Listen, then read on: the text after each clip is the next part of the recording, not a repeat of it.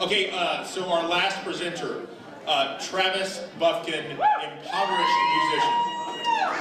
Born in Myrtle Beach, South Carolina, Travis Buffkin learned to harmonize with the Judds before he could walk. He believes particularly in songs named after women and dudes named Lefty or Lightman. Worships at the Church of Nelson Dylan Simone of the not-so-disparate Trinity, has had sex to Slim Harpo, the Rolling Stones, and the Rolling Stones playing Slim Harpo, and writes and sings songs about it. People of Paper Tiger, please give it up for the one and only Travis D.T. Buffkin.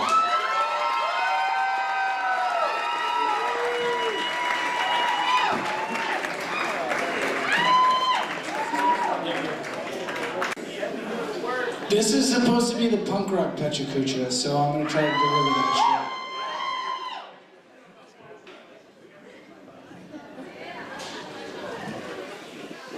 I'm also not on any drugs besides alcohol.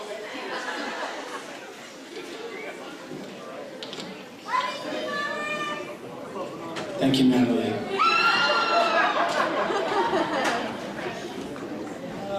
Because you will all wait until I press the space bar, I want to say some things.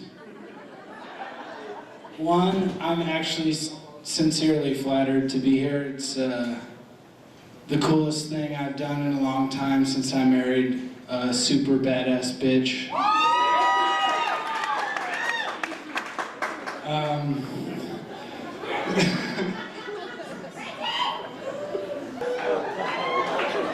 I gotta get all the punk rock in, man.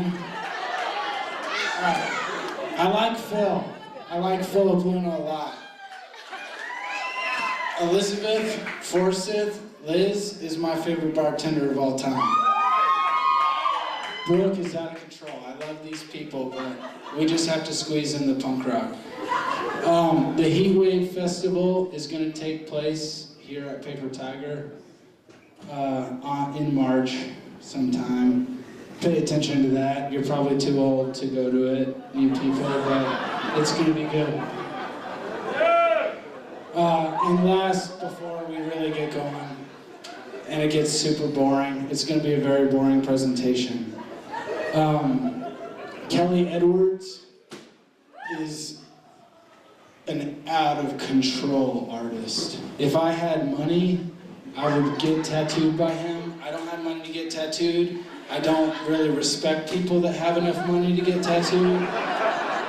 But if you do have enough money to get tattooed, go to Kelly Edwards. Sincerely, he's incredible. I hit my stride. Okay. It's about to get real. As the illustrious music editor of the San Antonio Current, as well, I know that the spacebar, I have spacebar marked here, we're not there yet. Y'all thought Brooke was drunk.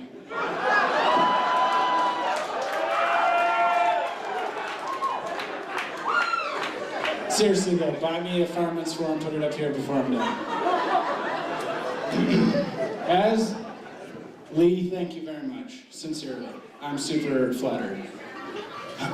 As the illustrious music editor of the San Antonio Current, as well as a fine musician and music historian, I am super stoked to announce that music criticism is dead. Spacebar.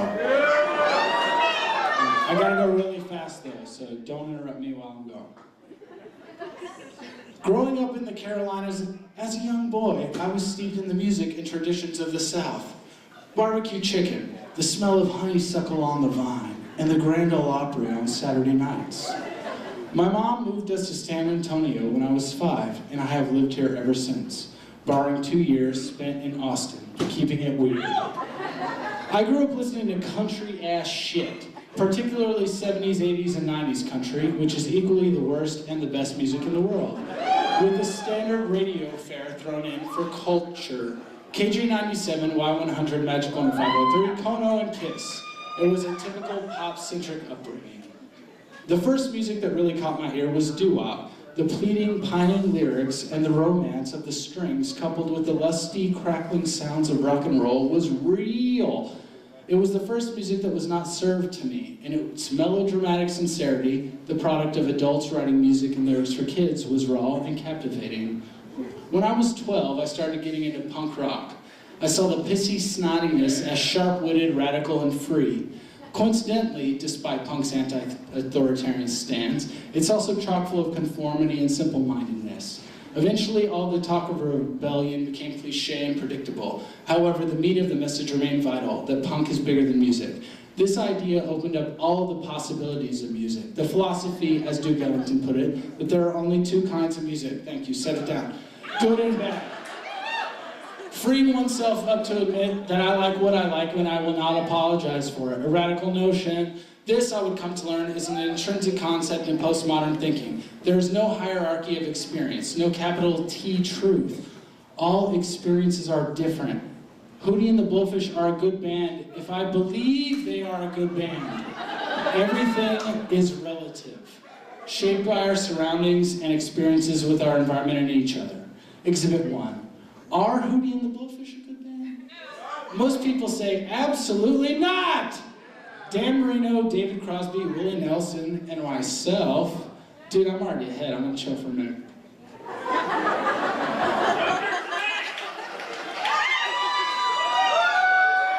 I'm drinking tequila, I'm not drinking whiskey. Sorry, too bad, so sad. Exhibit 1, are Hootie and the Blowfish a good band? Now I'm behind. Most people say, absolutely not. Willie Nelson and myself would disagree. 16 million records sold can't be all based on the omnipresence of radio play. Some people like Hootie. Exhibit 2, are the Eagles a good band? In fact, the Eagles are a good band. Why? Because I say so. Literally because I'm a music critic, I can publish the opinion that they are a good band. This is my main issue with music criticism. Who's saying what's good and what's bad? What are their motivations? Do you trust them? I also listen to Hell Freezes Over, the Eagles reunion record, ad nauseum as a pubescent male. I've been running down the road trying to loosen my load. I've got 7 women on my mind. 4 that want to steal me, 2 that want to hold me. 1 says she's a friend of mine. Is the coolest, horniest shit I've ever heard. Exhibit 3, is Motorhead a good band? Duh. Compare the Eagles' lyrics previously stated with Motorhead's lyrics for Iron Horse, Born to Lose. He rides a road that don't have no end, an open highway without any bends. Tramp and his stallion alone in a dream, proud in his colors as the chromium gleams. The music is different, but the sentiment is very similar. Exhibit 4. Are these Kid Rock lyrics or Beastie Boys lyrics? The blank, blank, blank, that is my name. And if you ask me again, I'll tell you the same. Who's to blame? I don't really know, but my game's so tight, I think I'm gonna go pro. So here we go, here we go. I'm gonna rock it up top, then rock it down low, from the floor to the ceiling to the living room. Because people like to hear my bass go boom. If you can't tell, I'm not gonna tell you. So, what makes it lame to like Kid Rock, and what makes it cool to like the Beastie Boys? It all depends on whom you ask. If we can ignore the artist's aesthetic, stripping everything away that they do, save for the music, and we focus on the effect, the good shit you feel when your jam is on, that's positive, right? Screwdriver is another modern example. The racist punk band is famous for being musically well respected by all kinds of listeners, yet their message is deplorable. Interestingly, there's a punk band called Jew Driver that reappropriates Screwdriver tunes to be decidedly pro-Jewish. They admit that they hate Screwdriver, some bullshit. This gray area of content acceptability is fascinating and spans across all genres. People assume all hip-hop has rampant sexism and materialism, country music is racist, jazz is a bunch of noise. However, to those that dig into the genres, there are always exceptions to those not altogether incorrect stereotypes. So, operating from a postmodern position of no hierarchies of taste, no truth of what is good and bad, understanding that we are all functioning from a place of nurtured exposure, shaped learning from years of encounters with critics telling us Motorhead is real rock and roll, the Eagles are shit, we can start to see the albatross of popular culture taking shape. Besides, there is always a crowd to contend the opposite of what any critic says is good or bad. Juggalos exist. There's a fuckload of them. Why is their music and culture paraded around treated like a mockery and a joke when the proof of their cultural capital is right in our face? For decades now, even music critics have disagreed on what is good music. Grill Marcus famously asked upon hearing Bob Dylan's covers record, Self-Portrait, "What is this shit?" Just years before, Marcus had helped make Dylan a household name. Unable to contend with Dylan's artistic growth, he panned a record that he has since come to appreciate and champion. Furthermore, critics rarely form opinions based only on a band's music, but from that band's entire aesthetic. What's their hair like? What color are they? How do they dress? Do they proclaim to take drugs or live a certain way? Are they articulate and well-read or hasty and ignorant? What do other critics and fans have to say about them? Is it cool or uncool to like said band? This is my worry, and this is the part where I'm just gonna take my time because I have 2 slides left. And it's the crux of my whole argument. This is my worry with music criticism, good people. That it is the reaction of one individual to the perception of an artist, right? And the perpetuation of that reaction, Hootie and the Blowfish, oh man, they suck, man, to millions of people. It's not fair. That it further reinforces this hierarchy of taste.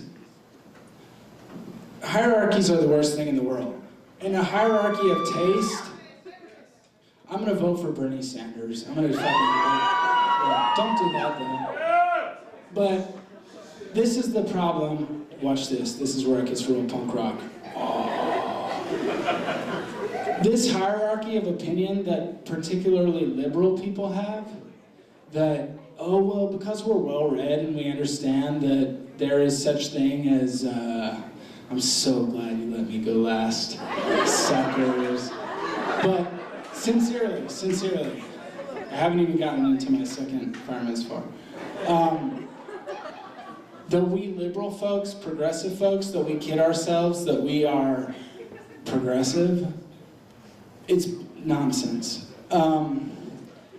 Shitty music exists, and you can't let people tell you that it's shitty. Because if you like Hootie and the Blowfish, which I really, really do, it's not bad. It's not bad. And that's the real trajectory of art, sincerely, is that when are we gonna stop letting people tell us that like, oh, that's bad art?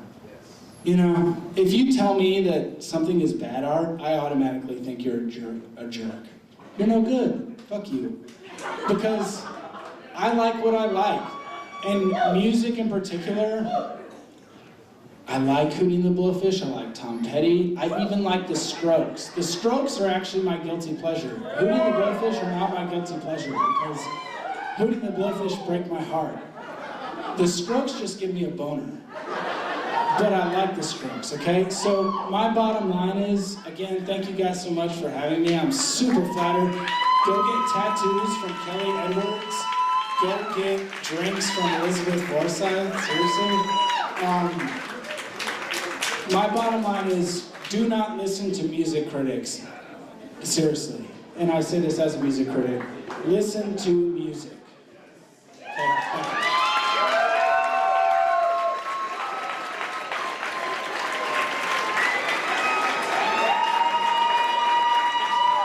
Thank you, everyone. Thank you for coming.